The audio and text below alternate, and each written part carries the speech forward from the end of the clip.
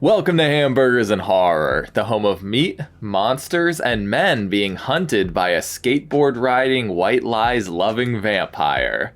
I'm Noah Hook, and today we're looking at A Girl Walks Home Alone at Night.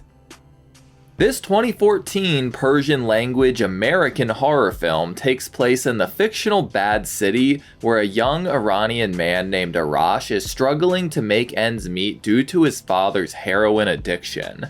Things get even more complicated when he unknowingly befriends a bloodthirsty vampire, and the two form an unlikely relationship in between her late-night snacks.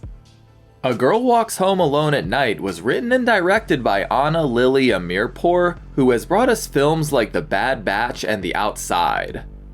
This was her feature-length debut, although she had made a short film version of this prior. Amirpour, who is Iranian-American, wanted to create an original vampire story within her home country.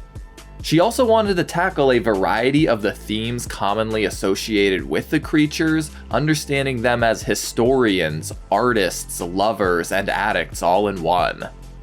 The film stars Sheila Vann from Argo and The Rental as the titular girl who walks home alone at night, Arash Marandi from Under the Shadow and Fireflies as Arash, Marshall Manesh from True Lies and Year One as Hossein, Dominic Rains from AXL and The Institute as Saeed, Mauzan Marno from Wonder Woman Bloodlines and Traitor as Ati, and Makusa the Cat as the Cat. Some good cat acting in this one. Cinematography was handled by Lyle Smith of Thoroughbreds and Cooties, and the score was composed by Johnny Jewel of Bronson and Zeroville. While the film is set in Iran, it was actually shot in California, with its style borrowing from spaghetti westerns and German expressionist films alike. All of the language in the film is in Persian, although it comes with English subtitles, and there is a lot of Iranian culture intermixed with Western culture as well. A Girl Walks Home Alone at Night was met really positively by critics who praised its originality, feminist themes, and great atmosphere. It currently has a 96 and 75% on Rotten Tomatoes, as well as a 3.8 on Letterboxd, so it's proved to be popular with general audiences as well. I personally love this film, and it's not the kind of film I get to talk about too often on the channel. Big thank you to my patron Minnie for requesting it for me to review. I'm really excited to talk about this gem today. That being said, this is not the kind of movie that really lends itself super well to one of my reviews, as there's a lot of stuff just going on with the visuals and the camera and the lighting that I can't really bring up in every scene, so I definitely recommend you going and watching the film, especially if you've never seen it before. It's well worth the watch. But if you've stuck around this far, you probably don't care about spoilers, so it's probably time we get started. Grab your cats, everybody, because we're watching A Girl Walks Home Alone at Night. The movie opens on a young man named Arash, who is clearly going for the James Dean look. Backed by a hilarious spaghetti western soundtrack, he finds a stray cat and brings him home. He's observed by a character known as Rockabilly, whose importance we'll discuss later in the review. Arash denies a young boy asking for money, explaining that he is not rich, he earned his classic American car through hard work. He lives with his heroin addict father, Hossein, who is behind on paying his dealer, Saeed. Well aware Hossein will never be able to pay what he owes, Saeed takes Arash's Thunderbird for himself as payment. This means Arash has to bike to work, where he does landscaping and maintenance for a rich young woman named Shada. While fixing her TV, he convinces her to leave the room, taking the opportunity to steal a pair of earrings from her. That night, Saeed meets with Ati, a prostitute that is working for him. After handing over her earnings, she gives him a blowjob, but it is interrupted when he spots a cloaked figure. He throws her out of the car and refuses to hand over her cut since she was apparently light. Now we meet the cloaked figure, who is the titular girl walking home alone at night. She's just your average girl, you know. She likes dancing, makeup, and seducing abusive pieces of shits on the street. The girl watches as Saeed and his fish throw on some club music, snort some coke, count some money, snort some more coke, lift some weights, and do an interesting dance before making his move. She sucks on his finger the same way Ati did earlier before biting the thing clean off. He tries to crawl away in fear, but the girl quickly goes for his neck as well. She proceeds to loot his corpse and his apartment, just in time to listen as Arash arrives outside and leaves him a voicemail. They eyeball each other as she leaves, and Arash finds Saeed dead on the floor. He, of course, takes back his car keys, but also steals a briefcase full of drugs. He returns home and cares for his father, and the girl returns home and does some Dracula shit in the bathtub. Oh damn! Arash dumps Saeed's body in a ditch and takes over his role as the local dealer. He also gets a cast for his hand, which he broke in frustration after Saeed robbed him. And he quits his job working for Shada. That night, Hossein decides to hit the streets, literally begging Ati for sex. This gets the attention of the girl, who does some creepy mimicking of his movements. Running away is a good move, Hossein. Next, she follows the little boy from the opening scene, showing off some very fast movement. She asks him if he is good or bad, but doesn't quite buy it when he says he's good.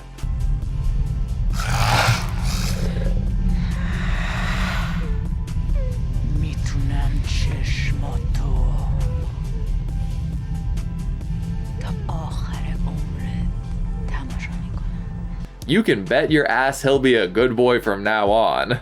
Damn, and she stole his skateboard! Arash goes to a costume party that Shada had mentioned, where he runs into her and a friend named Shireen. They've heard he's the guy to see to buy ecstasy, and Shada convinces him to take a pill with her. Oh, poor boy is going through it on the dance floor, and his feeble attempt to kiss her is promptly rejected. Arash doesn't take it too well. His high ass ends up infatuated with a street lamp, which is how he's found by the girl. He tells her he is lost and ensures he has no intention of hurting her. He gives her a pathetic but sincere hug as well, and the vampire invites him back to her place to rest. Unable to walk, she wheels him there on her board. At home, she removes her chador and throws on death by the white lies, which is very unexpected but very fun. He approaches her from behind but does not touch her, and she takes a good look at his neck before opting to simply lean on him. Wow, we're just gonna follow gorgeous shots with more gorgeous shots, huh, Rockabilly? The next day, Hossein asks about his late night activities, and Arash realizes he doesn't even know the girl's name. That night, Ati keys Arash's car thinking it's Saeed's, and she finds herself being followed by the girl. She offers Ati the jewelry she stole from Saeed, and she brings her back to her place to ask where she got that from. The girl doesn't answer that question or many others, but she does tell Ati she's been watching her and can tell she's unhappy. The girl suspects that she doesn't know what she wants, and she doesn't even know how to want something anymore. Ati says only idiots and rich people believe things can change, which is why she is saving up money to leave this place. Then the girl kills a homeless guy. Oh, okay. She returns home to find a note from Arash asking her to meet him tomorrow night. That night she dreams of Arash in a sunlit tunnel, and she meets him at the power plant like he requested. He is shocked she didn't get excited about the tasty hamburger he brought her, and I gotta side with you on this one, Arash. Hamburgers and horror just go perfectly together. They do bond over their appreciation of Hello Hello by Lionel Richie and other sad songs though. He turns on the car radio so they can listen to some music, and he presents her the earrings he stole. She asks him to pierce her ears with a safety pin so she can wear them right then and there. The first pierce hurts and causes her fangs to emerge, but she manages to hide it and gets the second one done as well. Arash goes in for a kiss, but the girl tells him that she has done bad things and that she is bad. He tries to convince her to stay, but the girl walks off into the night. My best guess is she went home. The next day, Hossein is deep in withdrawal, and he's become convinced that the cat is his deceased wife that has come back to haunt him. He starts trashing the place before Arash confronts him. He's finally had enough and gives his father the drugs and money he has left, telling him to take it and the cat and get out of his house for good. And Hossein does just that. He visits Ati and has her dance for him like she did in the old days. But then the old creep doesn't take no for an answer when he offers her some heroin and he forcibly injects it into her before taking some himself. The girl seems to sense that something is wrong and bursts in, dragging Hossein out of the bed and killing him. The two women dispose of the body together, leaving Hossein in an alley. They are spotted by the boy, but he's already learned what happens to snitches. Ati tells the girl she needs to leave and has her take the cat with her. Hossein is found the next day with the little boy bringing Arash to see the corpse. He asks the boy if he saw anything, but he denies it. Arash packs up his things and rushes to the girl's apartment, and he tells her he's leaving Bad City and wants her to come with him. She silently agrees and begins packing a bag, but Arash notices his father's cat emerge from the other room. He watches her collect her pile of stolen goods, and they pile into the Thunderbird. Confused and angry, Arash pulls over and does some thinking by the side of the road. After some deliberation, he ultimately gets back into the car and throws on some music. They share a trusting look to each other before continuing into the night to end the movie. And that's A Girl Walks Home Alone at Night.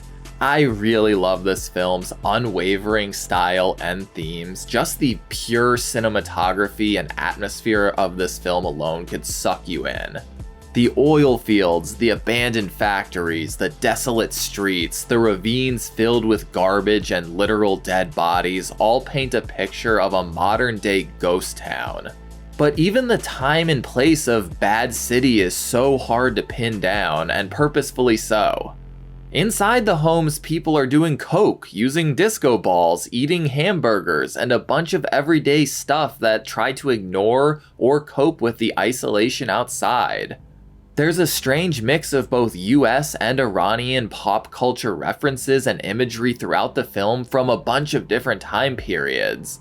It creates this effect of being any city anywhere, kind of like what the movie Seven goes for, while both being successfully vague while also being hyper specific. And Bad City is as much of a character in this film as Arash and everyone else is, as all of the residents have been consumed by the city and its trappings. Saeed, before meeting his grisly end, only found enjoyment by preying on others and actively coaxing people into addiction.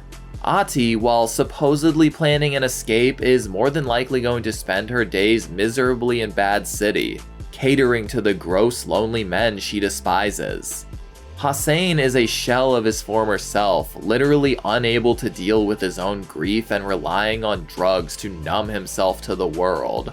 And Arash is headed down a similar path, but it's the girl who more or less shines a light onto a different route. She is this incredible outlier just thrown into the mix, seemingly unaffected by all of the doom and gloom that surrounds her. She does strike me as a tad bit depressed, but that has way more to do with the state of the world than anything personally happening to her. The girl has come to Bad City with two goals in mind. One, protect the women in the city, and two, kill any of the men looking to hurt them. She's become a specter in the night, watching over those who can't always defend themselves. And this context works so well whether you're thinking of this as the US, Iran, or anywhere else in the world, as violence against women is completely a global issue. The girl is a wonderful subversion of what we expect when we first hear the title, as she has turned from Little Red Riding Hood into the Big Bad Wolf. The Chador seems so important from both a visual and thematic view, as it adds this code of obedience, this expectation of how Muslim women are expected to be viewed and behave. But it's only in this article of clothing that she does her hunting, allowing the men to feel comfortable and powerful around her, which allows the girl to see their true colors. Saeed is undoubtedly a piece of shit and got what he deserved more than anybody else, but what I love about this movie is that basically every other character is really morally gray from this kind of standpoint. We, or at least I hope most of us, can understand and empathize with the girl's motivations as she is trying to remove the fear that the women feel at night by protecting them and making the men afraid. Arash starts out as this happy-go-lucky, naive young man, but throughout the film he's put into situations in which he makes ethically questionable decisions like stealing Saeed's drugs and hiding his body. We do see that he is a loving, caring individual trying to hold it all together, but it becomes a question for us as the audience as to whether or not he'll take things too far. Will he embrace a life of crime and violence and wind up getting killed, or will he remain as the kind-hearted individual the girl met that night? Hossein is another character that we can feel for, at least in the earlier parts of the film, as all of us either have or know someone who has struggled with addiction. His grief over his wife is so palpable inside the house, but as the film progresses, it becomes clear that he is causing more harm to his son than anything else. And what he does to Ati at the end is fucking horrendous, but him being killed for it does create this tension since we've seen his own struggles and know how important he is to Arash. It isn't made to be cathartic the way that Saeed's death was, it's really just an awful, shitty situation for everybody involved. But unbeknownst to the girl, her killing off Hossein was everything that Arash needed to be able to leave Bad City for good. It was probably not under the exact conditions he wanted, but if not for this, Arash may have never given himself permission to leave. And the ending itself makes no real promise of a happy ending, even though the characters are leaving Bad City, as I doubt there is a good city out there waiting for them. But for me, it points towards a larger theme that I think Amirpour is asking us to consider. What is our own ability to change? And in particular, what is our ability to change for the better of both ourselves and others? Most of the key decisions in this film are characters changing something about their ways and doing something differently than they have been doing in at least the recent past. The girl shows restraint and understanding when she meets the defenseless Arash, and from what I read into it, this isn't something she's comfortable doing. She lets him in, lets her guard and her walls down for a man that she doesn't know. She opens up the possibility of being hurt. Arash goes through several changes throughout the film, but the big one comes at the end when he finally decides that leaving is what will be best for him. The entire film, he isn't really working hard for himself, he's working hard to keep his family afloat. The early scenes make you think he works hard for himself and his glamorous American-ish lifestyle, but he's truly working hard to take care of his father. Everything he does is for him and not for himself. But I think this question plays into all facets of the film, as it's considering a lot of dynamics on a societal and political level as well. I find the pump jacks to be so poignant. They are basically vampires sucking the land dry of its resources, of its blood. They're also amongst the imagery that slips between the American and the Middle Eastern, with oil being a product that so much blood has been spilled over. The money made off it is like a drug to those making the profits. It's someone's heroin or blood, so to speak.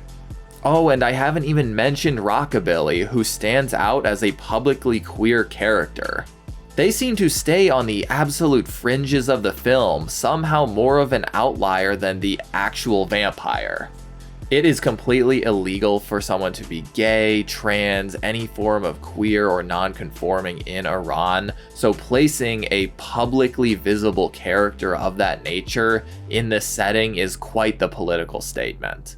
Rockabilly dances with black balloons about halfway through the film, almost as a sign of hope despite being surrounded by such extreme hate and violence. And that is a sentiment that I think is just as important here in the United States as well.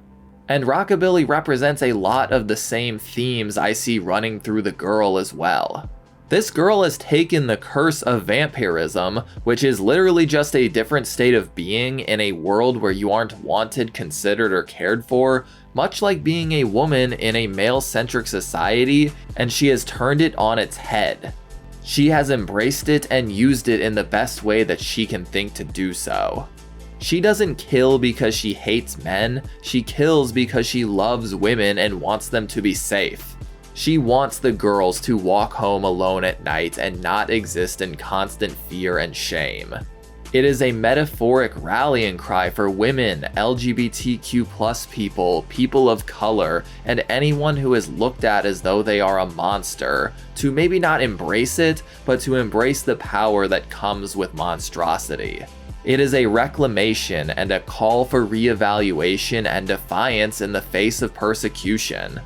It's really, really powerful, all while being incredibly subtle and not hinging these premises on the kinds of words that I'm even using right now to try to describe it.